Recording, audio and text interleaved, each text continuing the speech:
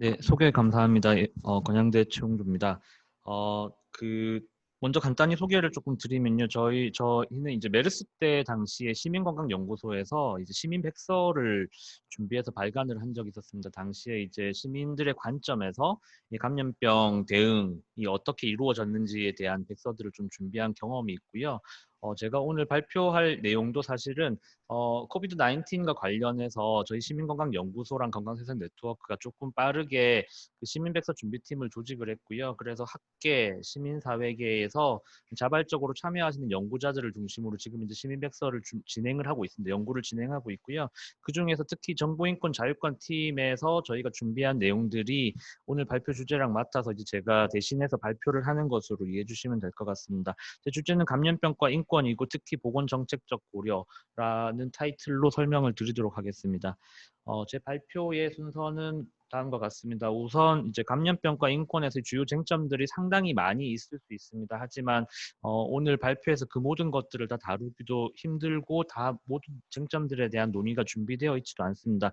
그래서 몇 가지 쟁점들을 좀 가지고 오고요. 그 쟁점들을 감염병과 인권의 원칙, 보건학적 관점의 해석들을 좀 진행을 할 생각인데 가급적이면은 오늘 제가 준비한 발표는 기본적인 윤리 원칙에 따라서 이제 상황들을 좀 분석하는 것들은 지양하고요. 보건학적인 측면에서의 상황들을 좀 주로 다룰 생각을 가지고 있습니다. 먼저 쟁점들을 몇 가지 나열해 보도록 하겠습니다. 오늘 말씀드리는 주제들은 코비드 19에 딱 국한되지만 않습니다. 감염병 전반이라고 생각을 해주시면 좋겠고요.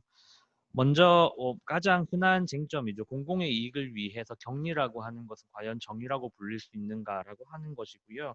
사실은 코비드 19을 둘러싸고 자가격리 이런 단어들이 상당히 많이 익숙해졌지만 우리에게는 법에 의한 어, 인발론터리 비자발적인 격리라고 하는 것이 이미 사실은 명문화된 적도 있었고 사라진 경험들도 가지고 있습니다. 가장 왼쪽에 있는 내용들을 보시면은 결핵 환자들은 2011년 감염병 예방법 개정 이후로 지금까지 거의 연 500에서 수백 명이 입원 명령 제도라고 하는 것 하에서 입원 명령을 받고 있고요. 인신의 구속이고 그런 와중에서 이제 항상 취약계층 결핵 환자들이 뭐 대중들에게 이렇게 뭐 병원을 탈출했다라고 하는 그런 기사들을 접하시는 경우들도 있습니다. 또 잘 아시겠지만 HIV 같은 경우는 상대적으로 격리에 관련한 그리고 인권에 대한 논의들이 좀 많이 된 질병이고요. 국내에서 보시다시피 이제 기존의 강제격리 보호제도가 폐지되었던 경험들이 있고 그 이유 자체도 보건학적으로 실효성이 없는 법이라는 그런 것들이 좀 논의가 활발해지면서 이어졌던 과정이라고 생각을 합니다. 그리고 가장 최근에 코비드 19을 둘러싸고는 지금 현재도 안심밴드를 착용하고 있는 자가격리자들이 아마 행안부 그 보도자료에 보시면 계속 업데이트가 되면서 나오고 있는 것으로 알고 있습니다. 이런 첫 번째 쟁점은 격리라고 하는 것을 우리가 어떻게 바라볼 것인가, 특히 보건학적으로 격리는 효과 있는 정책인가 이런 거에 대한 이야기를 좀 드릴 것이고요.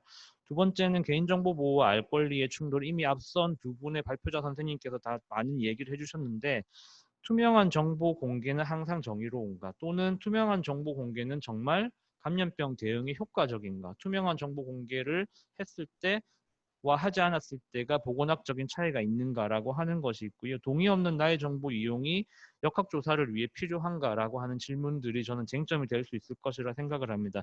왼쪽에 있는 논문은 메르스 당시의 논문이고요.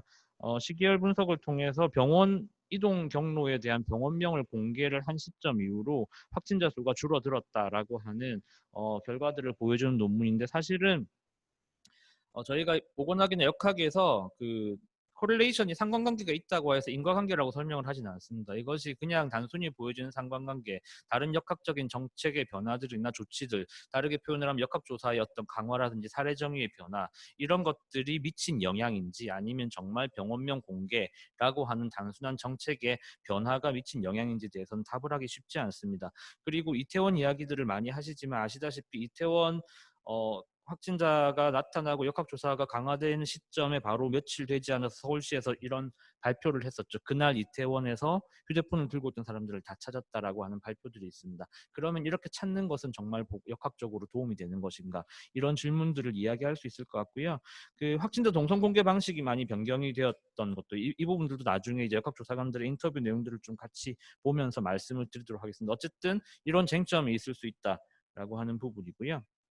그리고 감염병 예방법이 메르스 이후에 많이 바뀌었지만 저는 사실은 이번에 코로나 이후에 2월 26일 개정 법안에 좀 주목을 하고 있습니다. 개인적으로는 첫 번째로 주목하는 가장 중요한 이유는 이 정의 부분에서의 변화인데요.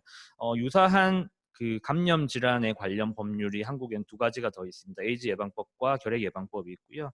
정의에 보시면 에이즈 예방법은 감염인 미생물학적으로 무엇인가 가지고 있는 사람이죠. 그리고 환자, 실제로 질병이 있는 것으로 확진된 사람에 대한 정의가 있고 이 사람 정의에 딱 입까지 범위가 있고 이 사람들에 대한 다양한 법률적인 보호와 의무와 권리와 처벌에 대한 이야기들로 구성이 되어 있습니다. 결핵 예방법을 보시면 첫 번째로 환자입니다. 환자는 세균학적으로도 확인이 되었고 증상도 있는 사람입니다. 의사 환자는 보통 임상 진단이라고 하여서 세균학적인 확정 전이지만 임상적으로 거의 환자임이 확실한 사람 역시 환자입니다. 전염성 결핵 환자는 전염성을 가지고 있는 전염성이 없는 결핵 환자들도 있는 거거든요. 잠복 결핵 감염자는 말씀드린 것처럼 병원체를 가지고 있는 상태. 역시 감염인이거나 환자에 대한 규정들을 하고 있고 그에 따라서 여러 가지 의무와 권리와 처벌에 대한 이야기들을 하고 있습니다. 하지만 감염병 예방법 이번 개정안에는 상당히 특이한 정의가 포함이 되었습니다. 기존의 13, 14, 15 감염병 환자와 의사 환자 그리고 병원체 보유자는 기존에 있던 정의이고요. 바로 15의 2조항의 감염병 의심자라고 하는 새로운 항목이 생겼는데 이는 가나다를 설명을 합니다. 제가 이 부분은 좀 설명을 드리고 싶은데요. 가나다의 가는 앞서 말씀드린 병원체 보유자를 포함한 감염병 환자의 세 종류 와 접촉을 하였거나 접촉자죠. 접촉이 의심되는 사람. 접촉은 어떻게 의심할 수 있을까 하는 법은 얘기하지 않습니다. 두 번째 같은 경우는 검역법에 따른 특정 지역에 체류하거나 그 지역을 경유한 사람으로서 감염이 우려되는 사람이라고 하는 것입니다. 체류와 경유는 확인할 수 있지만 감염의 우려라고 하는 것은 법적으로 정의되지 않았습니다. 그리고 세 번째는 감염병 병원체 등 위험 요인에 노출되어 감염이 우려되는 역시 감염이 우려라고 하는 표현인데 제가 법학자는 아니어서 잘 모르겠지만 이런 정의가 법률에서 가능할지 사실 잘 모르겠고요. 그런 이제 걱정들이 있습니다. 그래서 사실은 저희 이제 시민백서를 준비하는 팀에서는 이런 이야기들도 합니다. 이 정도의 정의면 사실상 대한민국 국민 전부가 다 될 수도 있다라고 하는 이야기들을 하고 있고요. 이런 이제 누구의 권리인가 그리고 누구를 대상으로 하는 어떤 이제 감염병 대응 체계인가라고 하는 부분에서 저는 이 부분들 좀 중요하게 생각을 하고 있습니다. 하지만 실제로 역학조사 현장에는 감염병 의심자라고 하는 개념은 없습니다. 이것이 상당히 또 역설적이고 모순적인 상황인데 역학조사 현장은 지금 아마 사례 정의가 9판까지 어제 9판 새로 나왔습니다. 9판까지 나와 있고 보시면은 4판에는 발열 또는 호흡기 증상이 8판에는 코로나19 임상 증상이라고 하여서 코로나19 임상 증상을 이렇게 쭉 나열을 하였습니다. 결론적으로 말씀드리면 사례정의 질병관리본부 역학조사 현장에서 쓰는 사례정의라고 하는 것은 잘 모르던 질병에서 하나 둘 사실들이 객관적으로 확인이 되면 그것이 더해지면서 7판, 8판, 9판 이렇게 확대되고 있습니다. 초기에 우한이었던 지역적 범위가 후베이성으로 확대되고 초기에는 저희가 접촉자를 분류할 때 잘 몰랐기 때문에 무증상 감염이 가능한지 몰랐던 시절에는 증상 발생 시점부터 접촉자의 조사를 했다면 지금은 이틀 전 프리심토마틱 케이스들이 있기 때문에 그런 부분들까지도 고려하는 형태로 발전해 왔던 과정이었지만 이 내용 어디도 사실은 감염병 의심자가 없습니다. 감염병 의심자가 지침에 포함된 건 8판에 이 사례정의 다음 페이지에 법에 이제 있는 내용들로 설명이 되어 있는데 실제로 그 역학조사에서 접촉자의 범위를 선정할 때 법률적으로 얘기하는 감염병 의심자는 전혀 고려의 대상이 아니라고 해도 틀리지 않다라고 말씀드리고 싶고요. 예, 그런 부분들이 있다라고 하는 것도 하나의 쟁점입니다. 그럼에도 불구하고 감염병 예방법은 감염병 의심자 역시 처벌 규정의 내용들을 다 포함을 시키고 있습니다. 자가격리 조치를 위반한다거나 검사 거부를 할 경우에 처벌을 할 수 있다는 이야기들을 하고 있고요. HIV 이야기인데요. HIV에는 환자를 대상으로 하는 처벌 규정이 거의 이제 다 사라졌습니다.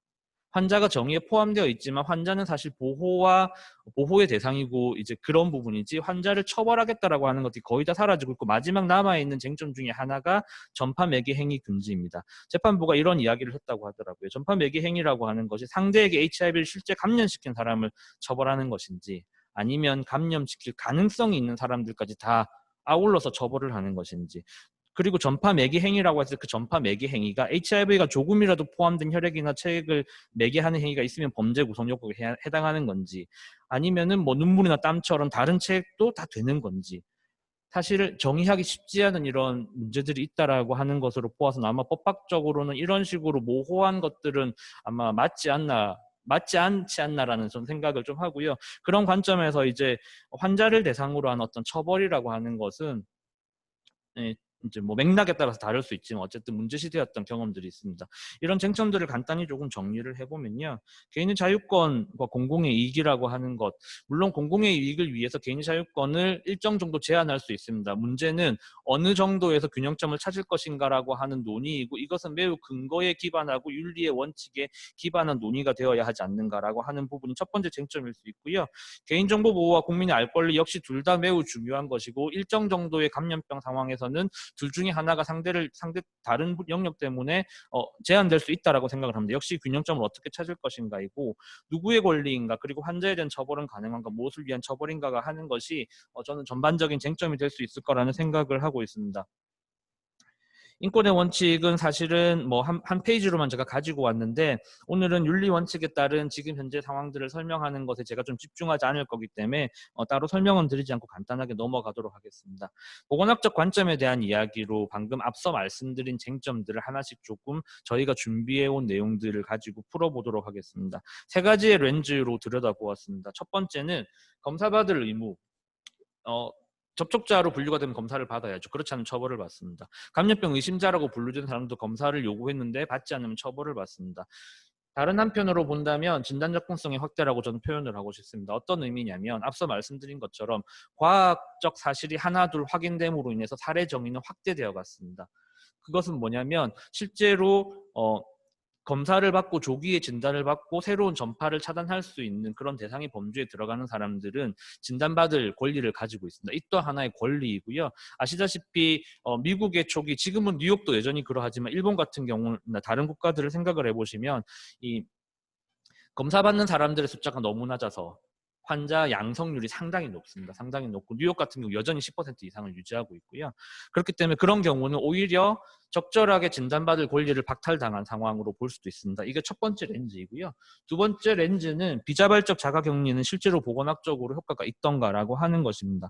그리고 세 번째는 많은 선생님들께서 이미 말씀해 주셨지만 역학조사에서 개인정보 공개가 실제로 보건학적으로 이득이 있는가라고 하는 것입니다. 먼저 첫 번째에 대한 말씀을 드리겠습니다. 검사받을 의무라고 하는 것을 어떤 식으로 풀어갈까라고 생각을 하면 실제로 대중을 대상으로 적극적으로 검사를 하면 무조건 좋을까라고 하면 보건학적으로는 틀린 이야기입니다. 좋지 않습니다.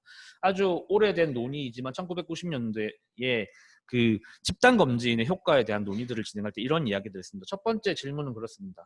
집단검진에서 양성으로 확인된 사람에게 효과적 치료법을 너희가 가지고 있는가? 물론 효과적 치료법이 없다고 해서 검진이 잘못되었다라고 말하진 않습니다. 하지만 따져보아야 할 대목이다라고 하는 것이고, 두 번째는 이 집단검진 검사법 자체가 가지고 있는 위양성과 위임성은 수용 가능한 범위인가라고 하는 질문에 대한 것을 따져야 하고요.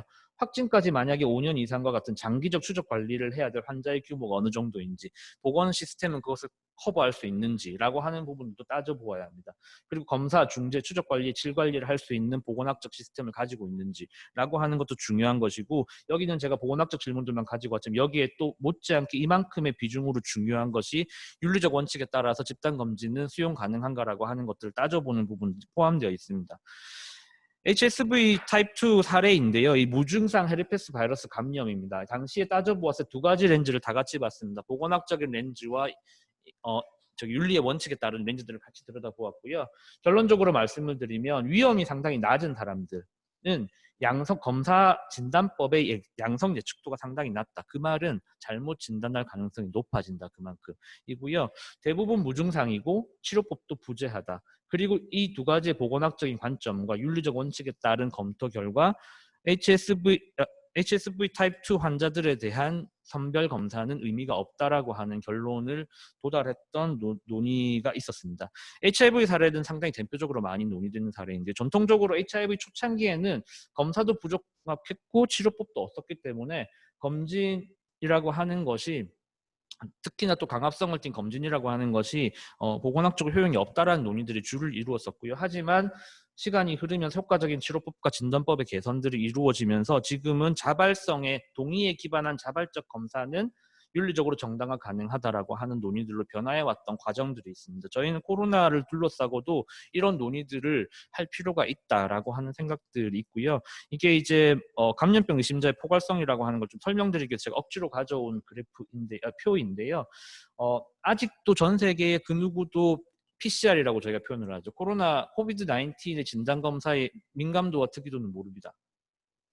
메르스의 민감도, RT-PCR의 민감도 특이도가 아마 제가 봤을 때는 한 93% 정도의 민감도, 99% 정도의 특이도로 대체적으로 펼쳐져 있고, 코비드-19 같은 경우는 아직까지 제가 알고 있기로는 페이퍼워크가 된 게 없습니다. 없고 예측들이 좀 있는 상태이고요. RT-PCR도 정확한 검사는 아닙니다. 이제 제가 이렇게 먼저 말씀드리면 좀 이제 다들 놀라실 수 있는데, 실제로 보건당국이 진행하고 있는 RT-PCR은 1회로 끝나지 않기 때문에 그 1회의 민감도, 특이도를 이야기하는 것과 실제 저희가 결과를 받는 건 좀 다를 수 있습니다. 만약에 검사 결과가 좀 흔들리면 아마 결과 레포트가 좀 지연되면서 재검사들이 이루어질 것으로 알고 있고요. 그런 것들과 좀 논외로 아주 스트릭트하게 사이언티픽하게 들여다보았을 때, 예를 들어 전남 지역의 전수를 대상으로, 전 국민을 대상으로, 전남 지역의 대상으로 10만 명을 검사를 하면은 80명의 코로나 환자 중에 2명은 놓치고요. 1000명이라고 하는 많은 숫자가 잘못된 양성값을 가질 수 있습니다. 이 가정은 제가 억지로 민감도와 특이도를 상당히 높게 상정을 한 결과에 나온 결과입니다. 대구는 상당히 환자가 많았었죠. 환자가 많았었기 때문에 상대적으로는 많은 환자 중에 800명이 놓치게 되고요. 그다음에 900명의 환자 정도가 잘못된 결과값으로 양성 환자로 나올 가능성이 있습니다. 상당히 유병률이 높은 10%의 가상 집단을 놓고 보면 100명의 환자 중에 3명을 놓치고요. 900명 중에 1명이 가짜 양성이 나올 수 있습니다. 왜 저희가 누구를 대상으로 검사할지를 정의하는, 질병관리본부가 사례 정의를 계속 아주 조심스럽게 해나가는 이유가 왜 중요한지가 바로 여기서 드러나는 것입니다. 실제로 발병 위험이 상당히 높은 사람들, 그래서 역학조사를 통해서 접촉사 범위라고 하는 것들을 명확하게 규정을 하고 검사가 필요한 대상자가 누구인지를 정의하는 과정들은 이런 진단검사법의 기본적인 기술의 한계를 고려한다라고 하면 상당히 중요한 부분임에도 불구하고 법은 감염병 의심자라고 하는 불특정 다수의 대상 범위를 확대해서 그 사람들에게 모두 검사를 요구할 수 있는 형태로 되어 있고요. 실제로 아까 사례에서도 나왔지만 이태원 사례는 조금 더 복합적으로 설명할 수 있지만, 이태원 사례 때 지금 최근에 서울시가 이태원 사례 이후에 누구나 검사를 받을 수 있는 형태로 정책들을 펼치고 있는데, 그 부분에 대해서도 역시나 마찬가지로 이런 문제점들은 발생할 수 있고, 아마 기사를 스크랩을 열심히 하시는 선생님들은 아주 간헐적으로 음성과 양성이 반복되는 사례들이 보고될 수 있습니다. 그런 기사들이 몇 건 정도 있고요. 그럴 가능성이 있다라고 하는 것으로 첫 번째 얘기를 마무리하기 하나만 더 말씀드리면요. 그 양성률이 뉴욕이나 일본이나 상당히 높다라고 제가 말씀드렸죠. 그만큼 적절한 진단 접근권이 보장되고 있지 않습니다. 그래서 실제로 국내의 양성률을 초기부터 최근까지 쭉 들여다보면서 어떤 정책의 변화 시점마다 이 슬롭이 바뀌는지를 좀 들여다보았습니다. 보았더니 가장 명확한 양성률을 떨어뜨리는, 진단 접근권을 적절하게 확대시키는 정책의 변화는 무엇이었냐면 질병관리본부의 사례정의 확대였습니다. 감염병 예방법이 상당히 불특정 다수까지 포괄하는 것으로 뭔가 처벌 규정까지 더해지면서 개정이 되었던 3월 4일 시점 이후에는 특별히 양성률의 변화에 주는 효과라고 하는 것을 찾아볼 수 없었다라고 하는 것이 저희가 지금 진행 중인 결과이고요. 그만큼 과학이라고 하는 언어로 우리가 알고 있는 근거의 수준에 빗대어서 적절하게 환자의 범위와 접촉자의 범위들을, 검사해야 할 대상의 범위들을 확대해 내가는 노력들이 보건학적으로 효과인 것이지, 아까 말씀드린 감염병 예방법과 같은 그런 모호한 어떤 규정들을 만들어 나가는 것이 어떤 의미가 있을까에 대한 논의들을 얘기할 수 있는 어떤 하나의 근거이지 않을까 생각을 하고요. 두 번째는 비자별적 자가격리 보건학적 효과입니다. 사실 질병 감염성 질환을 둘러싸고 억압적인 조치들 또는 뭐라고 표현해야 될까, 강압적인 조치도 아니면 강제적인 조치들, 비자발적 조치들이라고 하는 것은 어제 오늘의 문제도 아니고 상당히 역사적으로 많은 경험들을 가지고 있습니다. 그렇기 때문에 이제 시라쿠사의 원칙들을 이야기할 때 자발적 그 자발적 동의하에 최소한으로 이루어져야 한다라고 하는, 그리고 강제적 조치라고 하는 것은 마지막 방편이어야 한다라고 하는 것들이 강조되고 있는 것이고요. 아까 말씀드린 것처럼 에이즈 예방법에서는 강제격리 보호조치 조항이 삭제되었던 경험이 있습니다. 정신보건법도 최근에 보호입원 제도의 위헌 결정 이후에 변화들이 있습니다.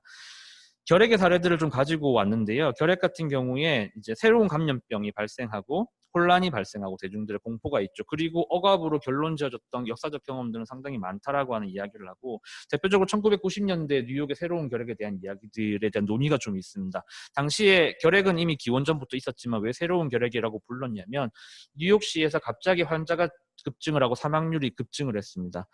치료 성공률이 떨어지고요. 알고 보았더니 그 이유가 90년대라는 시기를 좀 돌이켜보시면 HIV 동시감염, 그리고 기존의 효과적인 약으로 치료되지 않는 다재내성 결핵들이 창궐 했었습니다. 당시에 뉴욕시의 정책은 소위 말하는 말 안 듣는 환자들이 약을 먹었다 안 먹었다 하면서 약제 내성이 발현되었고 그것이 퍼졌다라고 하여서 강제격리적 정책으로 당시의 논의들을 좀 이렇게 봉합하는 형태가 있었고요.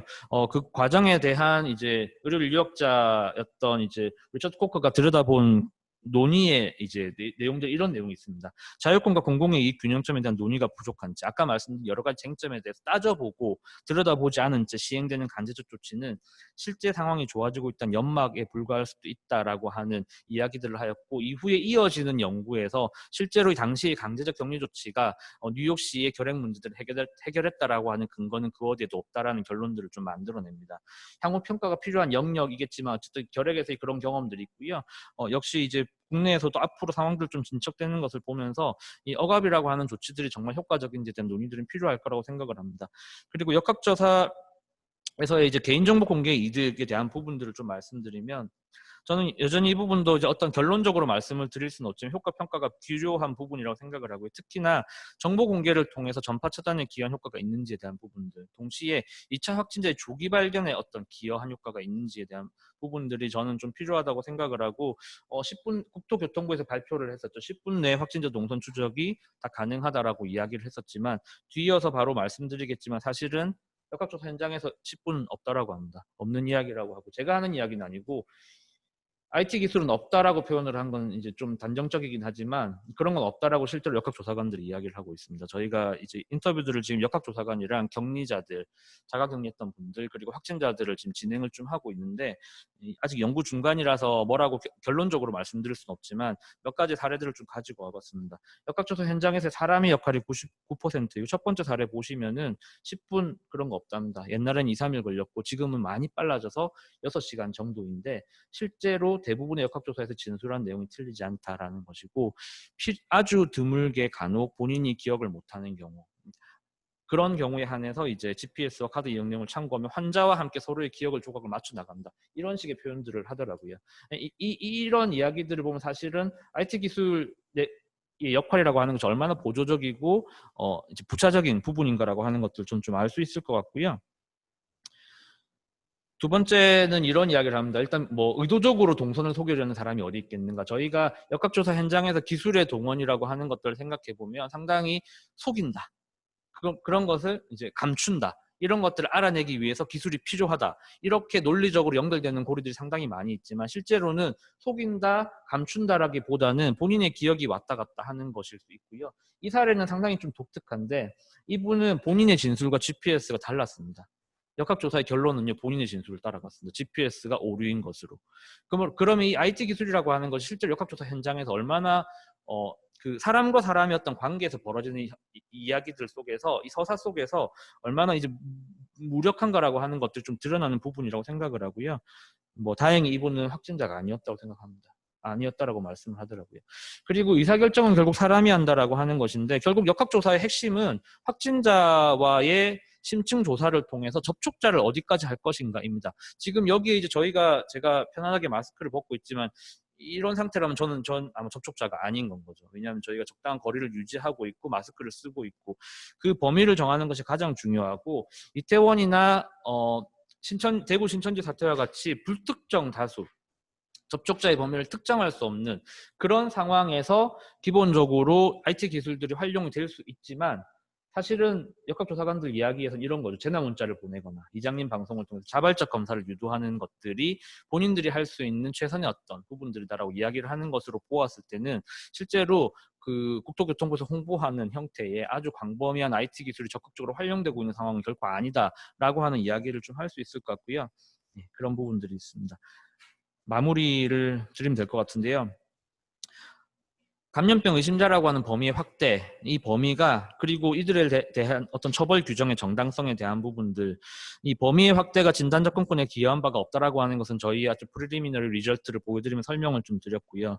처벌 규정이 조기 진단 전파 예방을 했다는 근거는 향후 연구가 필요한 영역이고 이지 정설로 확립될 수 있는 부분은 아니다라는 이야기를 드리고 싶고요. 두 번째 주제였던 비자발적 자가격리의 보건학적 효과는 결핵과 HIV 감염 선행 연구에서 효과가 없거나 불명확하다라고 하는 결론들이 좀 내려져 있습니다. 자가격리 이탈이라고 하는 것은 아까 쟁점에서도 말씀드렸지만 매우 예외적인 사례이고요. 이 이탈한 사람들을 어떻게 추적하고 처벌할 것인가의 논의에 앞서서 이 사람들이 왜 이탈했는지에 대한 질문을 해야 된다고 저는 개인적으로 생각을 합니다. 제가 슬라이드를 30분에 맞추어서 만들면서 그 부분이 좀 빠졌는데 이 솔루션에 대한 부분들을 저희가 논의하고 있는 것은 결국은 왜 그랬는지에 대한 이유를 묻고 그 이유들을 풀어나가는 방식의 정책들이 도입되어야 한다라고 하는 것이고 러프하게 얘기 드리면 그렇고요. 디테일하게는 이제 건강의 사회적 결정 요인이라고 하는 것들이 있습니다. 뭐 그 이태원, 발, 인천 그리고 그 접촉 내역들을 속였던 어떤 사례라고 하는 것으로 많이 회자되는 그분 같은 경우도 본인이 말을 하지 않았던 가장 근본적인 근저는 두려움이었거든요.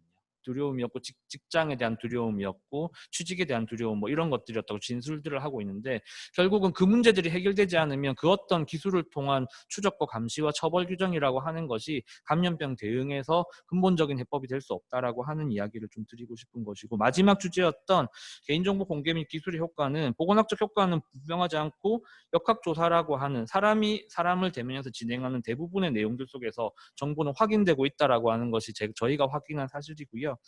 IT 기술의 역할은 역학조사 과정에서 거의 없거나 매우 보조적이다라고 하는 것이 지금까지의 저희의 어떤 결론입니다. 물론 연구는 아직 진행 중이고 저희가 지금 8월 중에 나름 시민백서의 완전한 형태로 좀 보고를 계획하고 있기 때문에 그 시점이 되면 이 논의들이 조금 더 수정, 보완되면서 마무리될 수 있을 것 같습니다. 네, 제 발표는 여기까지 마치도록 하겠습니다. 감사합니다. 죄송합니다. 제가 이 얘기를 마지막 슬라이드 준비해놨었는데요. 네. 감염병 대응 과정에서 과학이라고 하는 건 전 매우 중요하다고 생각을 하고요. 이게 대중을 안심시키기 위해 존재하는 것이 아니라 실제로 감염병의 확산을 차단하기 위해 필요한 것이다라는 이야기를 좀 드리고 싶었습니다. 죄송합니다. 한 번 더 인사드리겠습니다.